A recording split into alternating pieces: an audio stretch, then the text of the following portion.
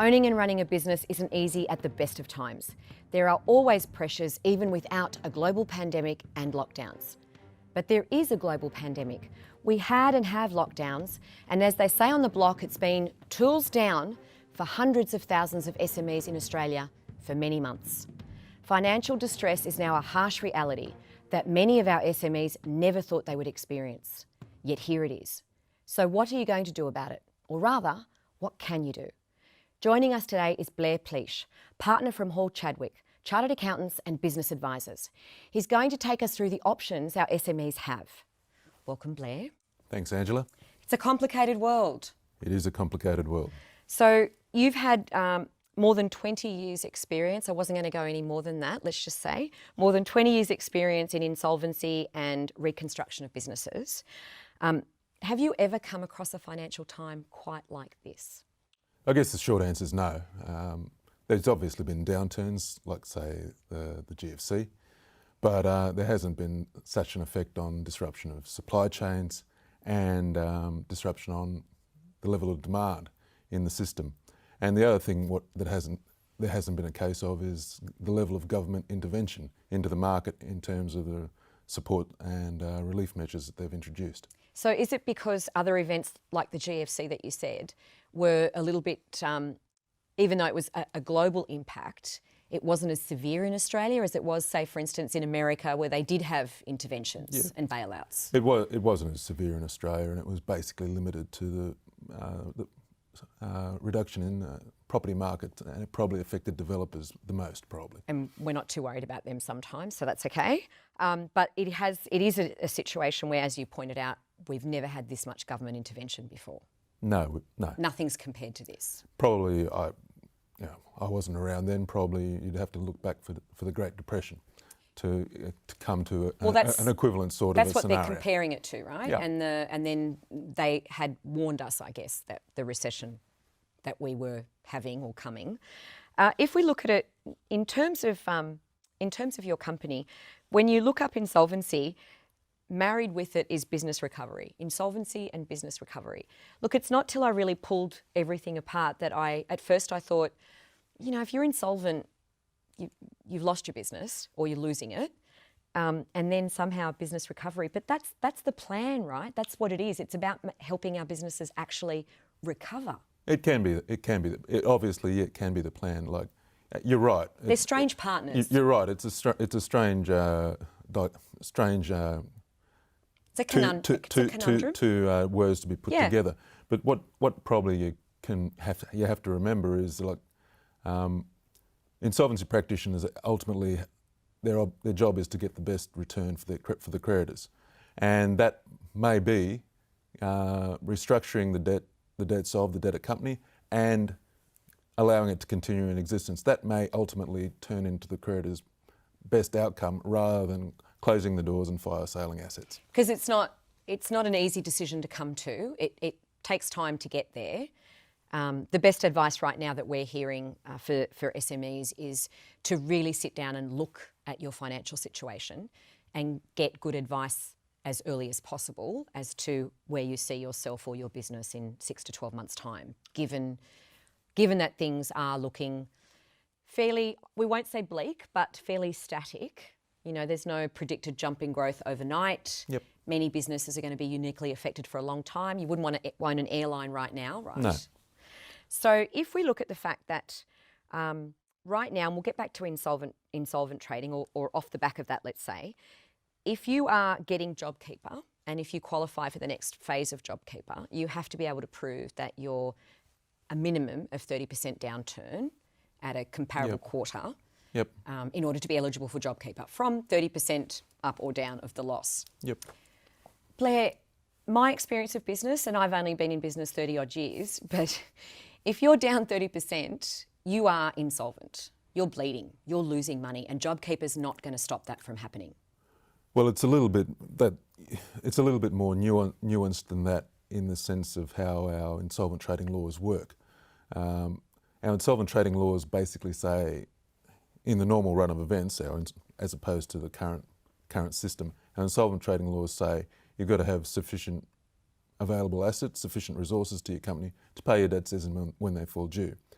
Now, it's all a question. It's probably, to your point, it's all a question of the reserves that you entered into the COVID period. Yes. And there's been a lot of question around that there was already some vulnerability. Yeah, the businesses that are more likely to have been trading at some level of insolvent trading through this period are likely to be the businesses that already had some degree of distress before the advent of COVID, and also those businesses that have probably depleted the reserves that they entered into the period with. That they had. So that's probably where it lies, as opposed to saying, you know, all businesses who are taking JobKeeper are insolvent. Right, and insolvent being the definition of not being able to fulfill your debts when and if they come due, correct. right? If you coin that phrase properly, Yep. right? So, but isn't it? Are we just trying to keep away the inevitable of, you know, is JobKeeper just really keeping businesses afloat that shouldn't be afloat? There is a... That's part of the question that they need to address, right? You know, they're taking JobKeeper, but are they crossing their fingers and toes and, in fact... I guess the thing about it is like there's been clear signals from the government that JobKeeper and all the other COVID-related measures are not going to last forever, particularly and together with the budgetary measures they've introduced. So the government is looking at introducing a more permanent framework to assist those people who are not going to be able to survive, or their turnover is not going to be restored once the levels of to pre-COVID levels once the relief is removed, sort of business. And it will be removed. And rolled back. And so that's something that businesses need to sit down and have a look at. It's probably, now that there's been clear signals from the government, this is probably the time to clarify, right? To get some advice, look at your financial position and look at your projected cash flow, which is going to be difficult because there's going to be a big spear in your cash flow for some considerable time going ahead. It's not going to be the bounce back that was predicted, say, in March and April. Which is understandable because no one around the world had lived through it yet. It's easier now to forecast and estimate thereabouts. And everyone hoping that there's not going to be a third wave of some kind. Well, there's that too. That's the other issue. Of course, what happened in Victoria has had an impact across the recovery across Australia. So if we look at, you know, when you find yourself in a difficult financial position, you have to consider restructuring, refinancing and possibly recovery. Is it a situation, I mean, you know, when you used to hear all those words, it was really like the big end of town that, you know, did the restructuring and, you know, laid off staff and moved their head office. It was often sounds like a very complex, big corporate identity process to go through. Yes. But it's SMEs now really should have the ability to sit down and consider whether they can obtain refinancing to get them through in order to keep their business or recover. That's correct. And like the... that's an option now. It is. It's an option, and like there are alternate financiers out there. Yes. To follow on from your question, there's alternate financiers to banks. And you know, you might find yourself not being a bank customer anymore, but the reality of it is there are financiers who will be able to provide you support through that period, and basically with a view to restoring you to being a bank customer. So, I mean, you've got the experience in insolvency and reconstruction of businesses, and that's something that you actually sit down with the business to look at as well, isn't it? Yes. It's not always like, okay, we're going into liquidation or you're going to administration, voluntary or not. It's a fact of taking a holistic picture and saying, okay, well, you know, this is the reality of it. You might be able to refinance, which means we can, you know, save the business, or we restructure it and you could actually come out better than what you started. And there are mechanisms in the Corporations Act, which is the pure so-called safe harbour, which you don't need to go through a formal appointment, but they can assist you with limited protection against insolvent trading if you're going through the sort of informal restructure that we're discussing now. To come out the other side. Yeah, to come out the other side. But also it's a smart thing to do when you get good advice is to also consider protecting your own personal assets in some way so that you don't lose everything because you just didn't bother to sit down and think about it.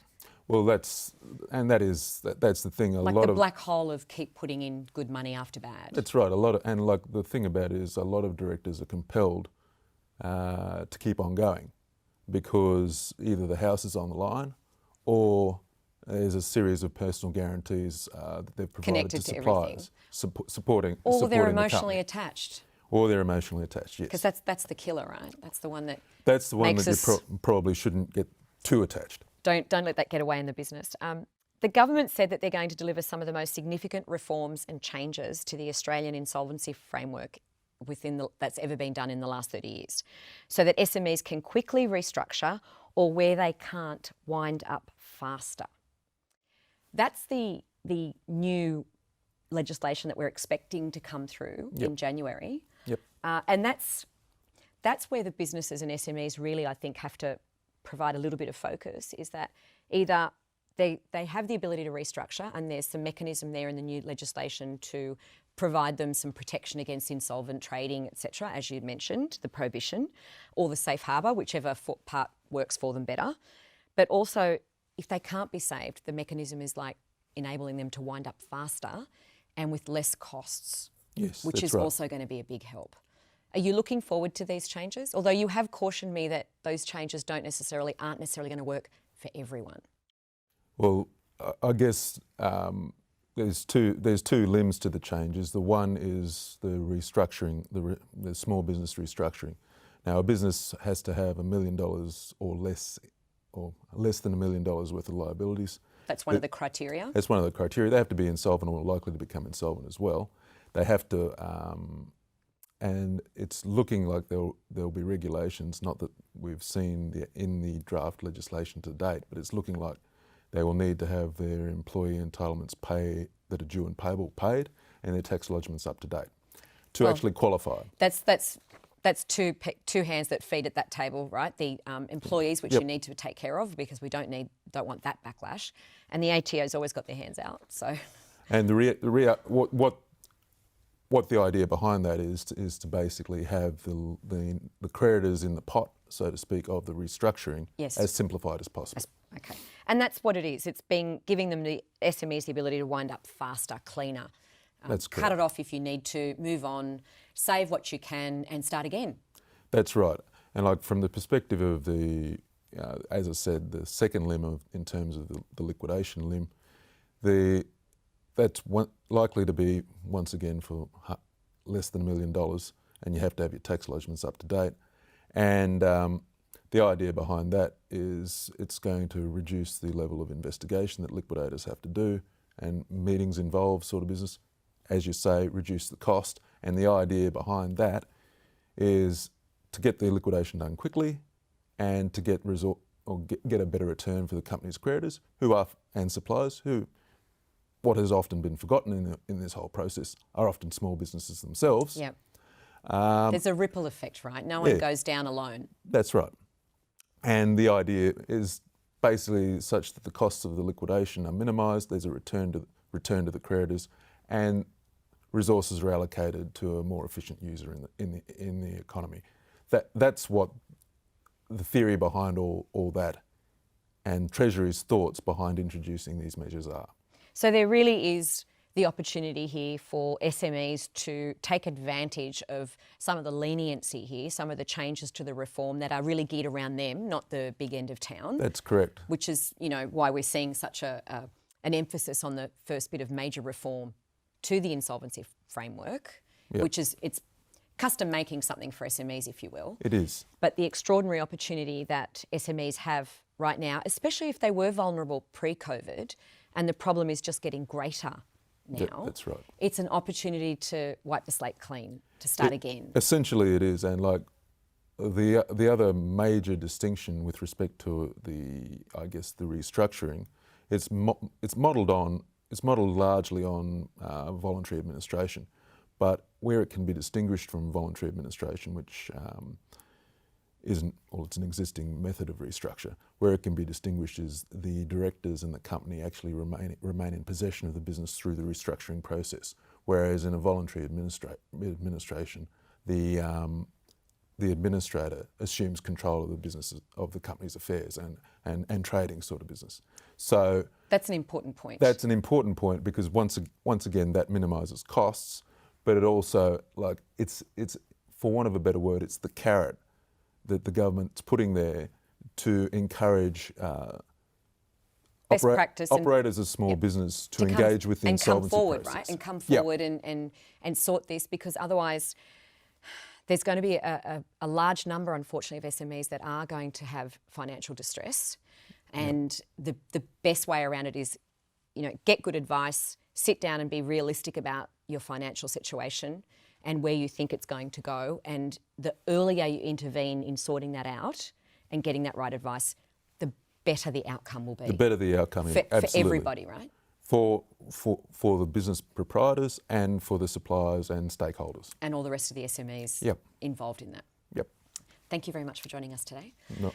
To everybody in YouTube land, I'm sure you've subscribed so you get the latest hot news information right off the press from SME TV and the experts that we bring along. To Piedmont Studio, thank you so much for making us look and sound great. To the SME Association for the work that you do with us. Without you, we wouldn't be here. If you have any comments, questions or tips, you can send them straight to me, news@smea.org.au. That's it from us. Thank you for joining us, Blair. Thanks very much, Angela. We'll see you next time.